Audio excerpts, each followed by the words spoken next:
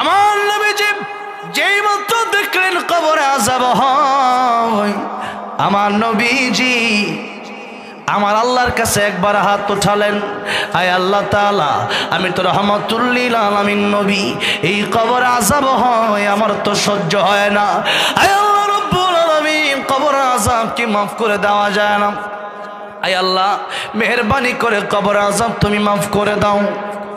সাহাবীরা বললেন আমিন। নবী তাকায় দেখতেছেন কবর আযাব মাফ হয় না। নবীর হাতের দাম আছে না নাই? নবী দোয়া করছে কিন্তু কবর আযাব কি হয় না? মাফ হয় না।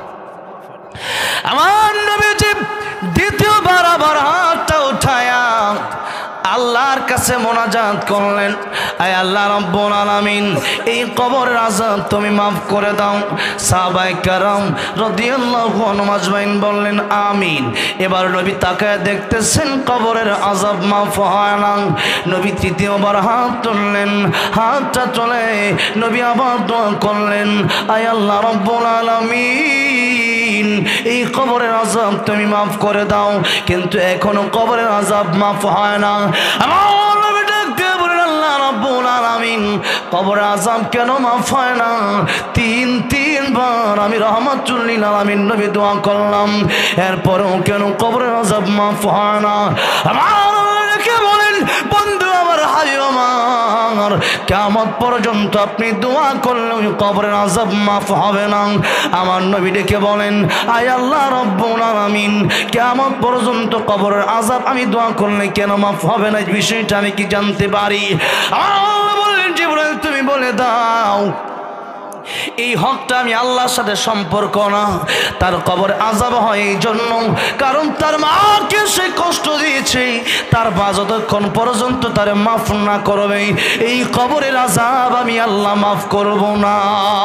আমার নবী ডেকে বললেন, ও সাহাবীরা, তার মাকে আমার সামনে আসতে বলো, এই কবরের পাশে আসতে বলো।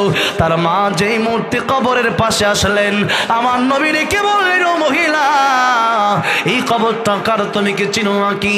মহিলা ডেকে বলল, ইয়া রাসূলুল্লাহ, ইয়া হাবিবাল্লাহ, এই কবরটা আমার সন্তানের কবর। নবী আমার ডেকে বলেন, মহিলা, এই কবরটা যদি তোমার সন্তানের কবর হয়, তুমি কি চাও তোমার সন্তানের কবরে আযাব হয়?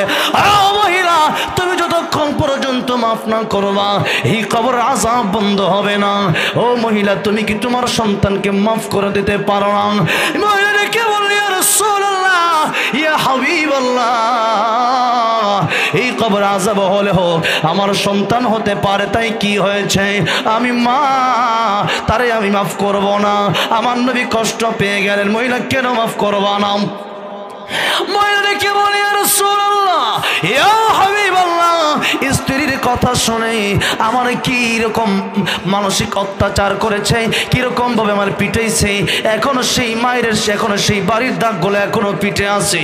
ইয়া রাসূলুল্লাহ, ইয়া হাবিবাল্লাহ, আমি তারে মাফ করব না।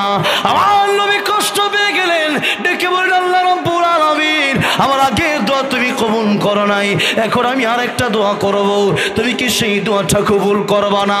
আয় আল্লাহ রাব্বুল আলামিন, তার মা আজকে তারা মাফ করে না। আয় আল্লাহ, আমার যেমন তুমি কবর আযাব দেখাইলা, তার মাকে তুমি কি একটু কবর আযাব দেখাতে পারো না? আয় আল্লাহ, তুমি ইচ্ছা করলে তো পারো। আমার আল্লাহ ডেকে বলেন, বন্ধু আমার, হাবিব আমার, আগের দোয়াটা যদিও কবুল করি নাই কারণ হকটা আমার সাথে সম্পৃক্ত না, হকটা তার মায়ের সাথে সম্পৃক্ত, কিন্তু এখন দোয়াটা আমি আল্লাহ রাব্বুল আলামিন কবুল করে নিলাম।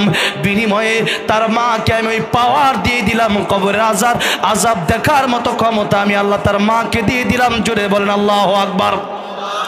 এবার মহিলা তাকে দেখলো, যেই মাত্র কবরে আযাব হয় একটা চিৎকার দিয়া বলে, ইয়া রাসূলুল্লাহ, ইয়া হাবিবাল্লাহ, কবরে আযাব বুঝি এত কঠিন?